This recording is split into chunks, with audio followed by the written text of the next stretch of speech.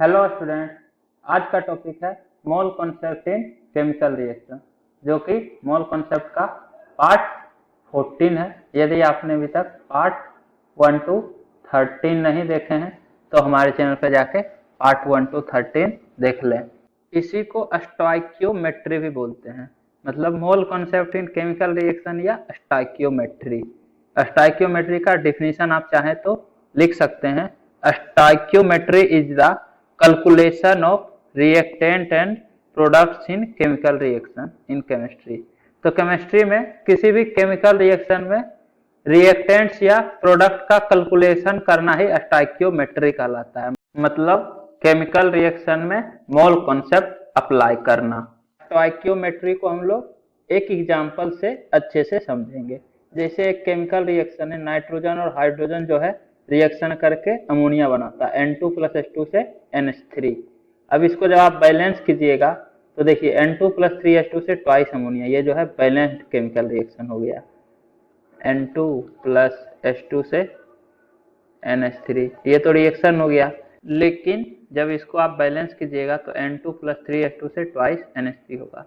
कहने का मतलब रिएक्टेंट साइड में जो नाइट्रोजन है वही तो प्रोडक्ट में कन्वर्ट हो रहा है, मतलब इधर जितना नाइट्रोजन उतना ही नाइट्रोजन का अमाउंट प्रोडक्ट में भी होना चाहिए। सिमिलरली हाइड्रोजन, सिमिलरली तीसरा कोई एलिमेंट रहता तो वो भी रिएक्टेंट साइड और प्रोडक्ट साइड में सेम होना चाहिए, क्योंकि वही तो कन्वर्ट होके प्रोडक्ट बना रहा है। तो देखिए इस तरफ भी 2 नाइट्रोजन, इधर भी अमोनिया में 1 नाइट्रोजन, 2 अमोनिया है तो 2 नाइट्रोजन हो गया। हाइड्रोजन 3 है, एक हाइड्रोजन में 2 हाइड्रोजन एटम रहता है हाइड्रोजन गैस में, तो 3 × 2 6 हाइड्रोजन एटम है। इस तरफ अमोनिया में एक अमोनिया में 3 हाइड्रोजन एटम है, तो 2 अमोनिया में 6 हाइड्रोजन एटम रहेगा। तो ये बैलेंस्ड केमिकल रिएक्शन है। रिएक्टेंट साइड नाइट्रोजन और प्रोडक्ट साइड नाइट्रोजन सेम है। सिमिलरली रिएक्टेंट साइड हाइड्रोजन और प्रोडक्ट साइड हाइड्रोजन सेम है। इसके बाद नेक्स्ट टर्म है स्टोइकियोमेट्री कोफिशिएंट। तो इसका मतलब क्या होता है? तो स्टोइकियोमेट्रिक कोफिशिएंट का आप डिफिनीशन लिखिएगा।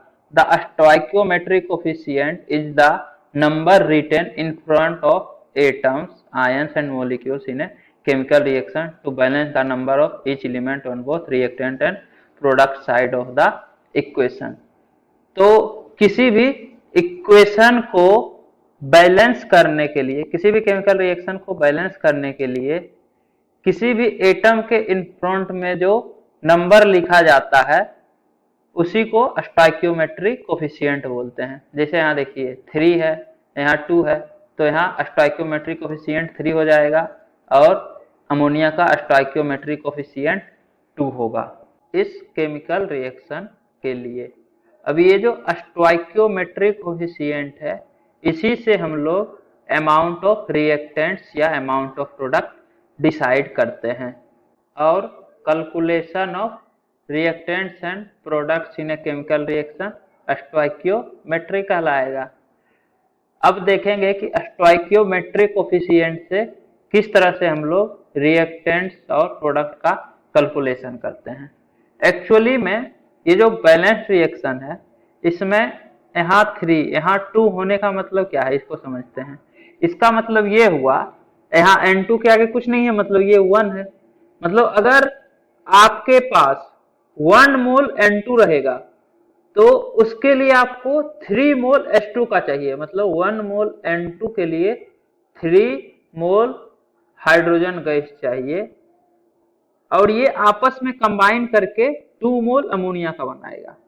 या फिर इसको आप इस तरह से बोल सकते हैं कि जितना N2 का अमाउंट रहेगा उसका 3 टाइम्स H2 का अमाउंट रहेगा, मतलब N2:H2 जो है ये 1:3 के रेशियो में चाहिए इस बैलेंस्ड केमिकल रिएक्शन के लिए।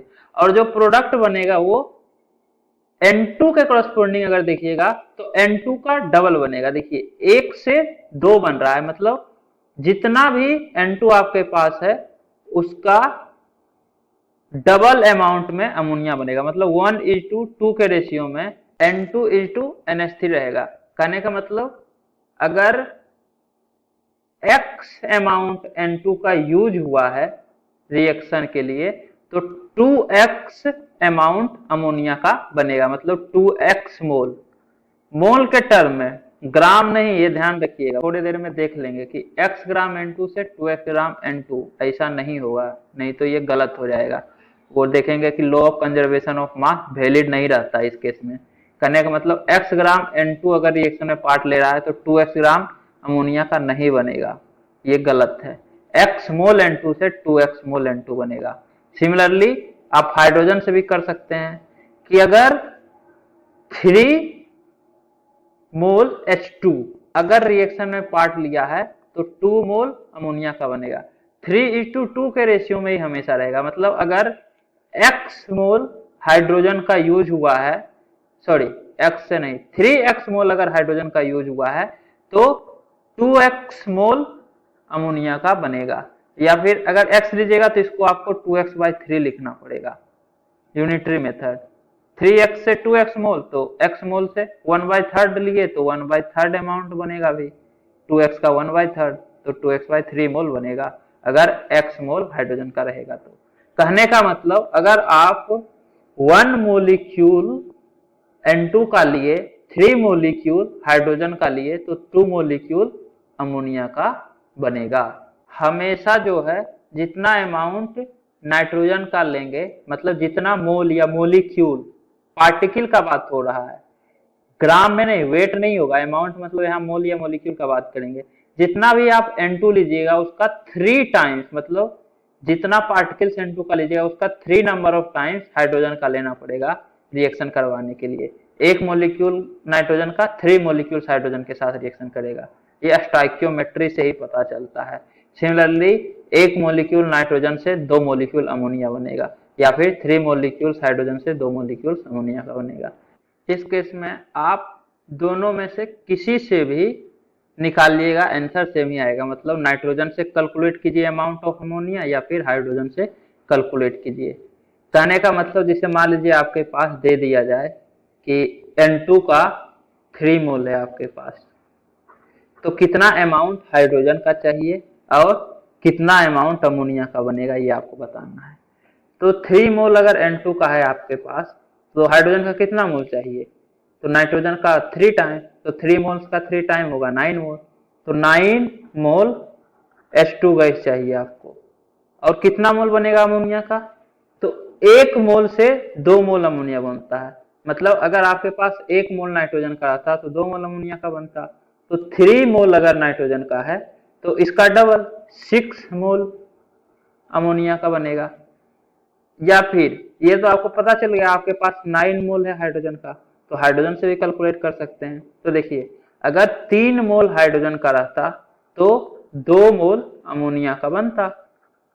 मतलब अगर 9 मोल है मतलब 3 टाइम्स है तो अमोनिया भी 3 टाइम्स बनेगा 2 मोल का। 3 मोल से 2 मोल बनता तो 9 मोल से 2 इंटू 3 6 मोल अमोनिया का बनता। तो इससे भी 6 मोल आ रहा है, हाइड्रोजन से भी 6 मोल आ रहा है।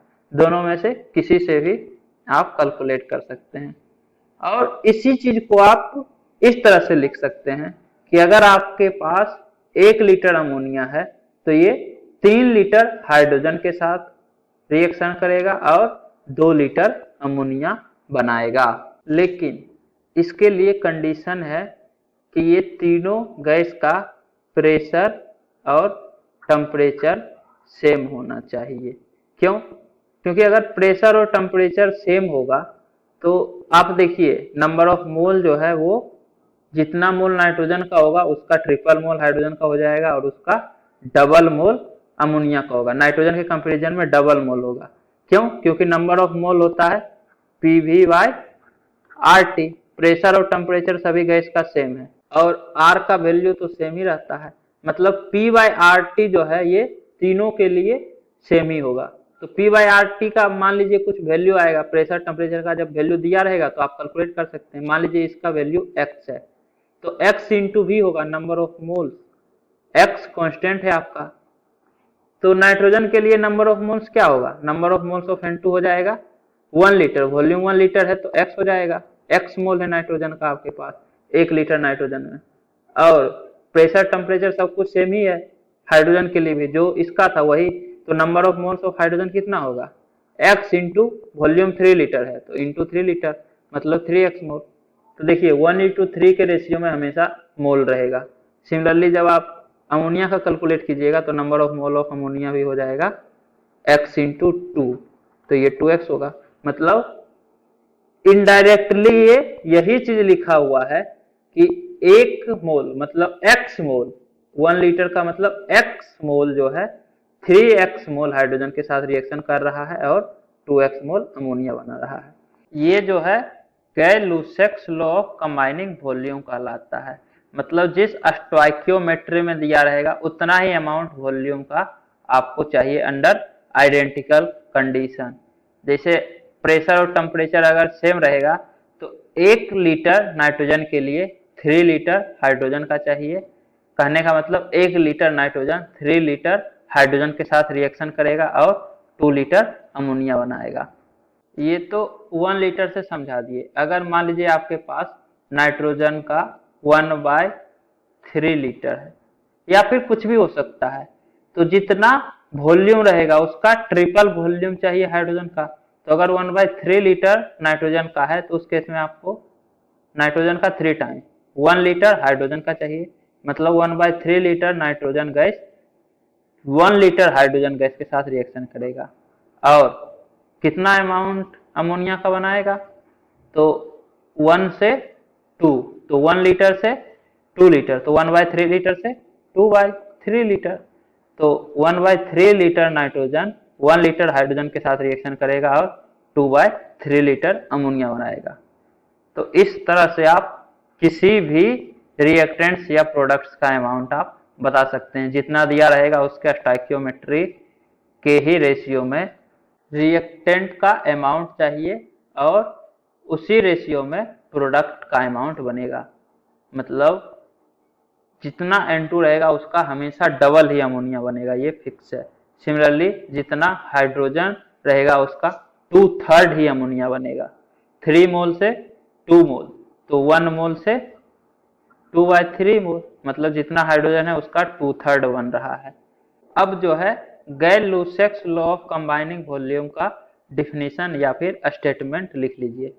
तो गैय-लुसेक्स लॉ ऑफ कंबाइनिंग वॉल्यूम बोलता है when 2 or more gases react with one another their volume bears simple whole number ratio with one another and to the volume of product if they are also gases। तो अगर दो या दो से अधिक gas आपस में रिएक्शन कर रहा है तो उसका जो वॉल्यूम जो रिएक्शन में पार्ट लेगा वो हमेशा सिंपल होल नंबर रेशियो में रहेगा। मतलब N2 और H2 दो गैस है, ये दोनों जब आपस में रिएक्शन करेगा तो जो वॉल्यूम रिएक्ट करेगा वो होल नंबर रेशियो में ही रिएक्ट करेगा। देखिए स्टोइकियोमेट्री 3 है तो N2 का जितना अमाउंट रहेगा उसका हमेशा 3 टाइम्स रहेगा, तो हमेशा 1:3 के रेशियो में ही रिएक्शन कर रहा है। और अगर प्रोडक्ट भी गैसेस है, एक भी प्रोडक्ट अगर गैसेस है तो ये भी सिंपल होल नंबर रेशियो में ही बनेगा। मतलब जितना अमाउंट नाइट्रोजन का रहेगा उसका डबल अमाउंट हमेशा 1:2 के रेशियो में, जितना N2 कंज्यूम होगा उसका 2 टाइम्स अमोनिया बनेगा। या फिर 3:2 के रेशियो में हाइड्रोजन के साथ, मतलब जितना अगर 3 लीटर हाइड्रोजन का यूज हो रहा है तो उस केस में 2 लीटर अमोनिया का बनेगा। यही है आपका गैय-लुसेक्स लॉ ऑफ कंबाइनिंग वॉल्यूम। पूरा डिफिनीशन हम बोले वो आप लिख सकते हैं, लेकिन उसके लिए कंडीशन है कि प्रेशर और टेम्परेचर सेम हो। तो जहां पे आप स्टेटमेंट खत्म किए volume of product if they are also gases, उसके बाद लिखिए गैसेस के बाद provided all volumes are measured under identical conditions of temperature and pressure.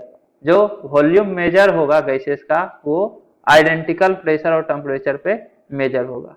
Actually में ये नंबर ऑफ मोल्स के बारे में ही बात कर रहा है।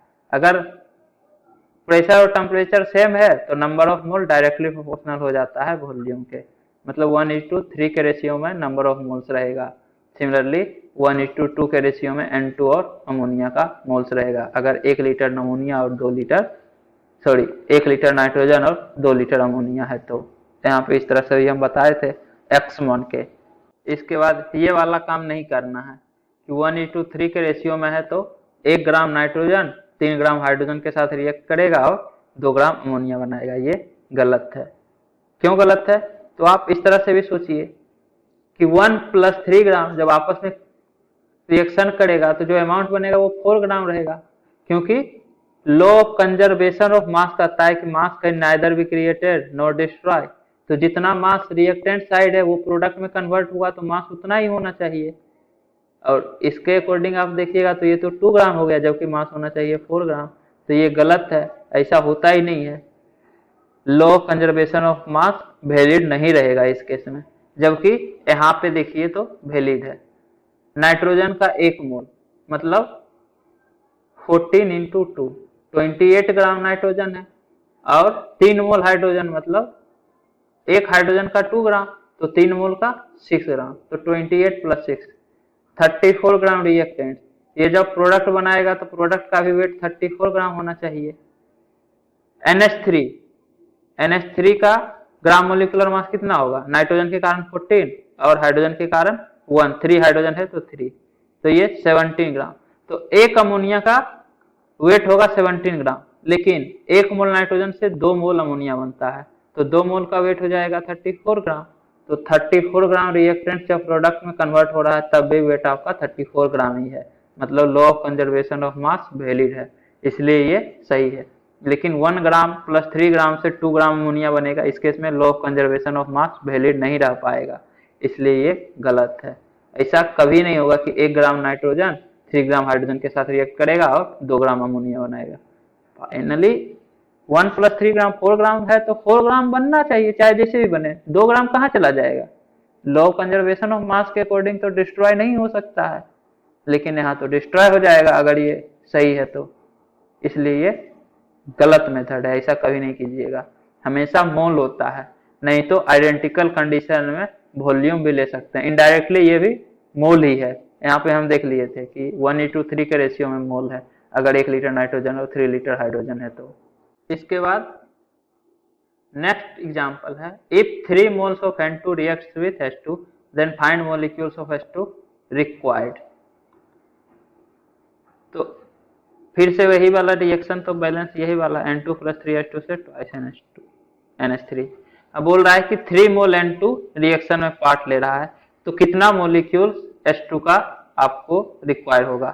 तो देखिए जितना भी N2 होगा उसका ट्रिपल H2 चाहिए, तो 3 मोल N2 है तो इसका ट्रिपल 9 मोल H2 का चाहिए, तो आपके पास 9 मोल H2 का होना चाहिए, लेकिन मोलिक्यूल्स पूछ रहा है, तो 9 मोल H2 में कितना मोलिक्यूल होगा?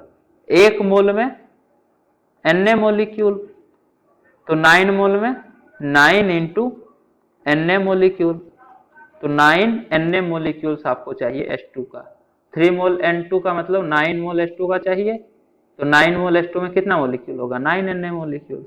तो इस तरह से आप केमिकल रिएक्शन में मोल कॉन्सेप्ट अप्लाई कर सकते हैं, और इसी को आप प्रॉपर तरीका से करना चाहें तो इसका मतलब ये हुआ, ये जितना चीज हम बताए यूनिटरी मेथड से वही यहाँ पे है कि आपके पास कोई भी रिएक्शन है, A + B रिएक्ट करके C + D बनाता है।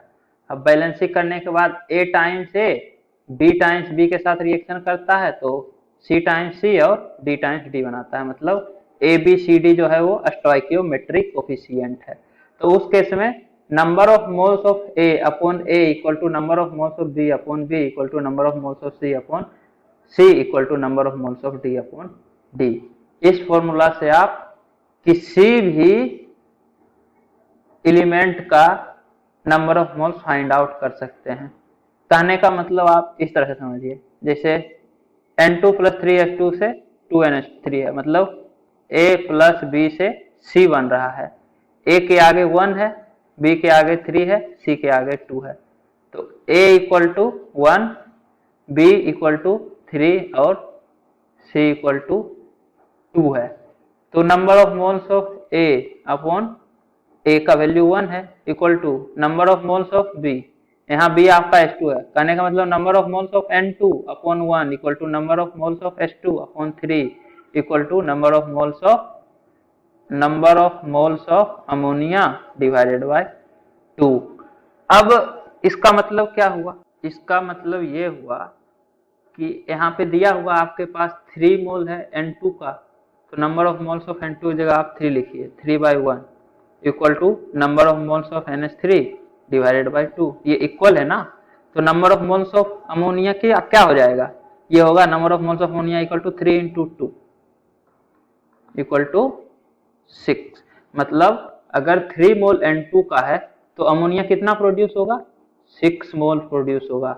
Similarly number of moles of N2 3/1 equal to number of moles of H2, इसको यहां से number of moles of H2 divided by 3, तो number of moles of H2 क्या आ जाएगा, ये आएगा 3 इंटू 3/1 9 आ जाएगा।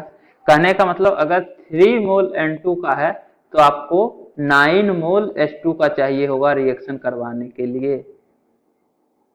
तो इस तरह से आप किसी भी अमाउंट का किसी भी एलिमेंट का कितना अमाउंट बन रहा है या कितना अमाउंट यूज हो रहा है वो पता चल जाएगा। जैसे मान लीजिए नंबर ऑफ मोल आपको A का दिया हुआ है, ठीक है, और स्टोइकियोमेट्रिक कोफिशिएंट तो पता ही रहेगा ABCD, तो number of moles of B पता चल जाएगा, मतलब कितना मोल्स B का यूज हो रहा है। Number of moles of A upon A ये पता है, B पता है, तो number of moles of B क्या हो जाएगा, this into small b। Similarly number of moles of C क्या हो जाएगा, this into small c। Similarly number of moles of D हो जाएगा, इसका वैल्यू पता है, इंटू स्मॉल d।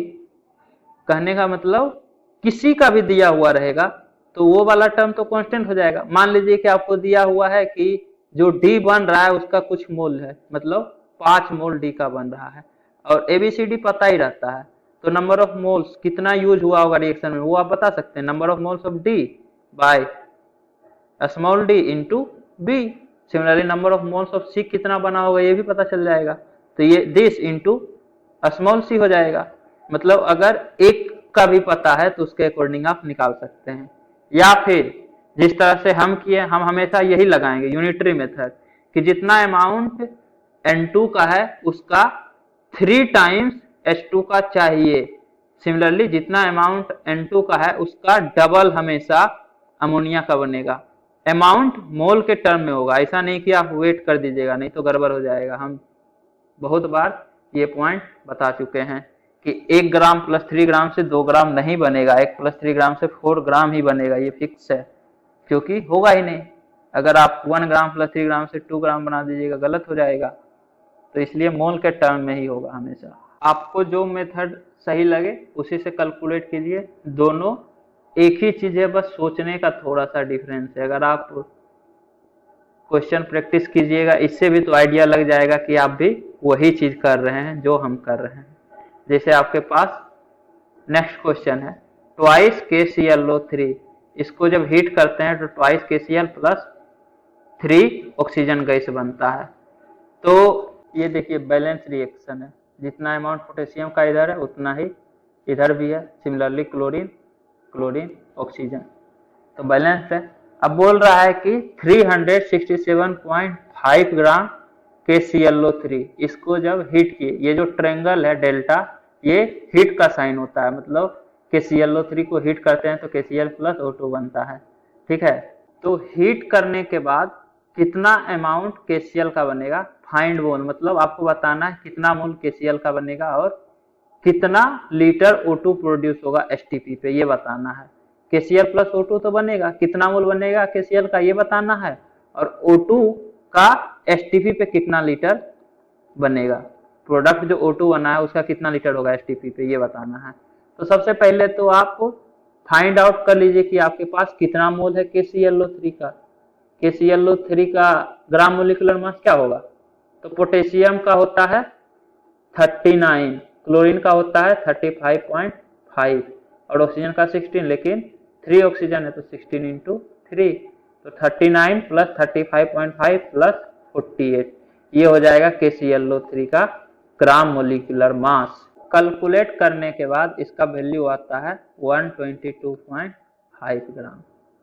तो वेट आपको पता है कि इतना ग्राम आपके पास KClO3 है, 1 मोल KClO3 का वेट पता है, तो नंबर ऑफ मोल पता चल जाएगा। नंबर ऑफ मोल होगा total weight divided by gram molecular mass, तो ये जो है नंबर ऑफ मोल्स 3 होगा। या फिर आप इस तरह से सोच सकते हैं कि अगर 1 मोल रहता तो वेट होता 122.5 ग्राम। अब वेट 3 टाइम्स करना है, 3 टाइम्स करना है तो नंबर ऑफ मोल्स भी 3 टाइम्स होगा, तभी तो वेट जो है 3 टाइम्स हो पाएगा। तो 3 मोल है आपके पास, तभी जो है 367.5 ग्राम है KClO3। तो आपके पास नंबर ऑफ मोल KClO3 का पता है। अब देखिए 3 मोल KClO3 है, बैलेंस रिएक्शन है, 2 मोल से 2 मोल KCl बन रहा है, 2 मोल KClO3 से 2 मोल KCl बन रहा है, तो 3 मोल KClO3 से 3 मोल KCl का बनेगा, मतलब 3 मोल से 3 मोल बनेगा KCl का, और 2 मोल से 3 मोल ऑक्सीजन का बन रहा है, तो 3 मोल से 3/2 इंटू 3 9/2 मोल ऑक्सीजन का इसका बनेगा। ये कैसे? तो इस तरह से सोचिए, 2 से 3 बन रहा है, मतलब अगर 1 मोल रहता तो 3/2 मोल्स बनता, जितना है उसका 1.5 टाइम्स बन रहा है। वही चीज तो है, 2 से 3 बन रहा है मतलब 1.5 गुना बन रहा है, 1.5 टाइम्स। तो 3 मोल से 3 इंटू 1.5 टाइम्स मतलब 4.5 मोल। 9/2 मोल लिखिए या 4.5 मोल लिखिए। तो 3 मोल KCl का बन रहा है और 9/2 मोल ऑक्सीजन का बन रहा है। लेकिन ऑक्सीजन का वॉल्यूम बताना है कि STP पे कितना लीटर O2 गैस प्रोड्यूस हो रहा है। तो STP पे वॉल्यूम फाइंड आउट करने के लिए आपको पता है कि नंबर ऑफ मोल्स इंटू 22.4, जितना नंबर ऑफ मोल्स STP पे होता है उसका 22.4 टाइम्स आपका वॉल्यूम हो जाता है। क्यों?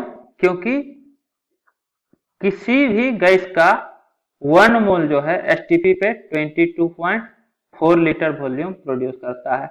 तो अगर n मोल रहेगा तो n इंटू 22.4 लीटर प्रोड्यूस करेगा।